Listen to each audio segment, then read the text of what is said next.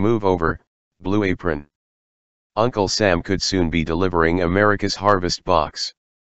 The Trump administration is proposing replacing a portion of the federal food stamp program with actual boxes of food delivered to recipients' front doors, putting the U.S. government directly in charge of what goes on the dinner plates of more than 16 million low-income households. White House Budget Director Mick Mulvaney likened the model to that of the dominant meal kit delivery service, Blue Apron, and called it one of the most innovative ideas in the president's budget. "I don't want to steal somebody's copyright," Mulvaney told reporters Monday. "You actually receive the food instead of receive the cash."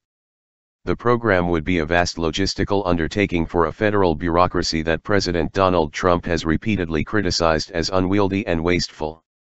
The White House said the new boxes would go to households qualifying for $90 or more per month in food stamps, representing about 81% of those participating in what is formally known as the Supplemental Nutrition Assistance Program. Currently, SNAP recipients can choose what they spend the money on while shopping at any approved retailer. According to a summary of the proposal compiled by the Agriculture Department and obtained by CNBC, the boxes would replace about half of the current program's cash benefits. All food would be grown domestically and include shelf-stable items such as juice, pasta, canned meat, and beans. The USDA estimated it would save $129 billion over a decade, driven in part by the government's unique purchasing power. "It lowers the cost to us because we can buy prices at wholesale, whereas beneficiaries have to buy it at retail," Mulvaney said. "It also makes sure they're getting nutritious food. So we're pretty excited about that." But the proposal drew swift opposition from many fronts, including the $840 billion supermarket industry, where food stamps drive 7.5% of sales, according to Customer Growth Partners.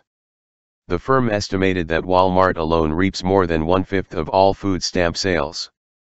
"Perhaps this proposal would save money in one account, but based on our decades of experience in the program, it would increase costs in other areas that would negate any savings," FMI Chief Public Policy Officer Jennifer Hatcher said.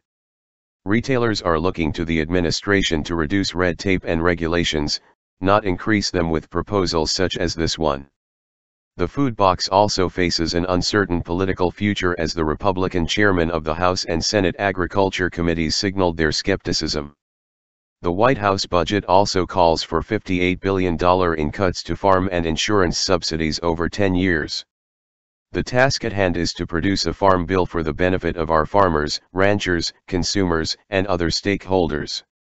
This budget, as with every other president's budget before, will not prevent us from doing that job, Texas Representative Michael Conaway and Kansas Senator Pat Roberts said in a joint statement.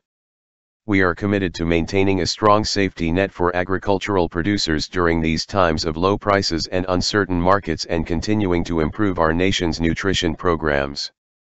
According to the USDA summary, states would have substantial flexibility to distribute the food boxes and could use commercial delivery services. The White House also argued that the government already is providing direct food aid to many households through programs such as free and reduced-price school lunches and a food delivery program for senior citizens. But Stacey Dean, Vice President for Food Assistance Policy at the left-leaning Center on Budget and Policy Priorities, said only about 630,000 people participate in the delivery service for seniors, a minuscule number compared with the vast apparatus that would be required to administer the food boxes. She also challenged the administration's claim that it could save billions by purchasing the food directly. The end result, she said, would likely simply be fewer benefits for those who need them most. When combined with cutting health insurance and other core supports, it's just a devastating blow to low-income individuals and communities, she said. Here's the USDA summary of the America's Harvest Box proposal. USDA America's Harvest Box is a bold, innovative approach to providing nutritious food to people who need assistance feeding themselves and their families, and all of it is homegrown by American farmers and producers. It maintains the same level of food value as SNAP participants currently receive, provides states flexibility in administering the program, and is responsible to the taxpayers. Secretary Sonny Perdue. USDA America's Harvest Box. Under the USDA America's Harvest Box proposal, all Supplemental Nutrition Assistance Program, SNAP, participating households receiving $90 per month or more in benefits will receive a package of nutritious, 100% U.S. grown and produced food. Approximately 16.4 million households, or about 81% of SNAP households, would be impacted by this proposal. The amount of food received per household would be scaled to the overall size of the household SNAP allotment, ultimately representing about half of their benefits.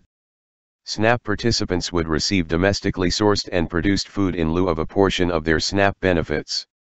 USDA would utilize a model similar to that currently used to distribute USDA foods to other nutrition assistance programs to provide staple, shelf-stable foods, such as shelf-stable milk, juice, grains, ready-to-eat cereals, pasta, peanut butter, beans, canned meat, poultry or fish, and canned fruits and vegetables, to SNAP households at approximately half the retail cost. This proposal creates a new approach to nutrition assistance that combines retail-based SNAP benefits with delivery of USDA America's Harvest boxes, supporting the President's leadership on Buy American. This proposal is cost-effective, enhances the integrity of SNAP, and provides for states flexibility in administration of the program. The remainder of the household's benefits will still be provided via the current electronic benefit transfer card. This proposal would save $129.2 billion over the 10-year period between fiscal year FY 2019 and FY 2028.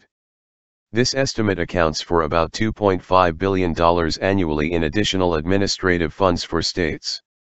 USDA currently purchases a wide variety of food for several nutrition assistance programs, including the National School Lunch Program, the Commodity Supplemental Food Program, the Emergency Food Assistance Program, and the Food Distribution Program on Indian reservations. States will be given substantial flexibility to distribute these food benefits to participants. States can distribute these boxes through existing infrastructure, partnerships, and/or directly to residences through commercial and/or retail delivery services.